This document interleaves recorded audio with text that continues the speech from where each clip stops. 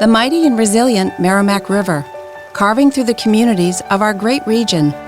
My name is Linda Lorden, proud president of Merrimack County Savings Bank, and like the river that serves as our namesake, we're a constant yet ever-changing presence. Because to us, it's bigger than banking. It's about powering communities and putting people first. It's about knowing where you came from and where you're going. That's Merrimack style. Visit us at themerrimack.com. Welcome to Season 17 of 5-Minute Biographies. Episode 1. Catherine the Great.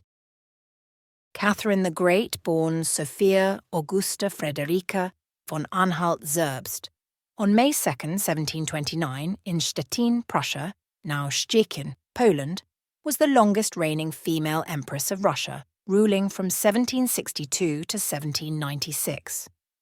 A German princess by birth, she rose to power through a dramatic coup d'état that dethroned her husband Peter III.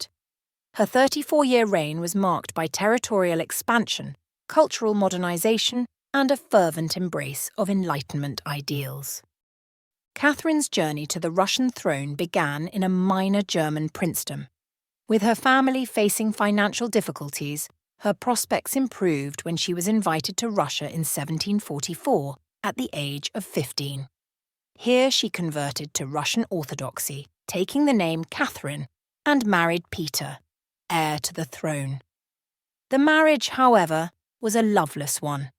Peter was immature and openly disloyal, leading Catherine to cultivate relationships at court and forge alliances with the military.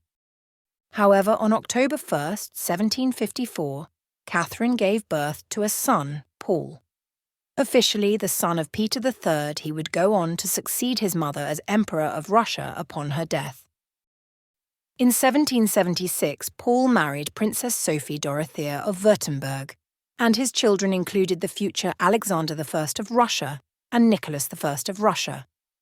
In 1762, with Peter's unpopularity at its peak, Catherine, backed by the military's elite guards, staged a bloodless coup. Peter was subsequently deposed and died, though the exact circumstances remain murky. It is alleged that he was assassinated, but after an autopsy, it was officially declared that he suffered from a severe attack of hemorrhoidal colic and an apoplexy stroke. Crowned Catherine II. At the Assumption Cathedral in Moscow on September 22, 1762, the new empress embarked on a grand mission to transform Russia. A student of Enlightenment philosophers like Voltaire and Montesquieu, Catherine believed in the power of reason and progress. She embarked on a series of reforms to modernize Russia's legal system, education, and administration.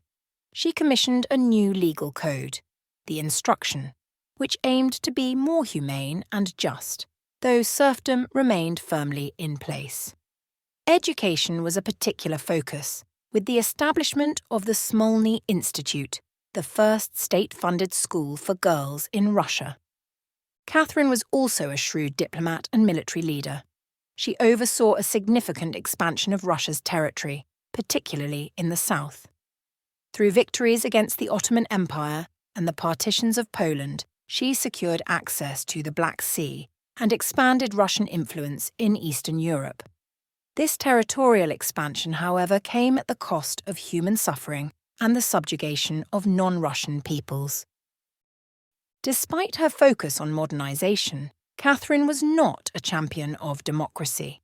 She ruled with an absolute hand, suppressing dissent and tightening control over the nobility. A series of peasant rebellions, particularly the Pugachev uprising of 1773 to 75, exposed the simmering discontent amongst the peasantry and the limitations of her reforms. Catherine's personal life was as colourful as her reign. She surrounded herself with a series of favourites, most notably Grigory Potemkin, with whom she enjoyed a long and influential relationship. These relationships fueled gossip and scandal throughout Europe, but also provided her with trusted advisors and confidants. As a patron of the arts and sciences, Catherine transformed St. Petersburg into a cultural hub. She amassed a vast collection of Western European art, forming the core of the Hermitage Museum today. She corresponded with leading intellectuals, commissioned philosophical and historical works, and even dabbled in writing herself, composing plays and educational texts. Catherine the Great's legacy remains complex and contested. Hailed as a modernizer and a strong leader by some, she is also criticised for her ruthless expansionism and her perpetuation of serfdom. Regardless of perspective, her impact on Russia was undeniable.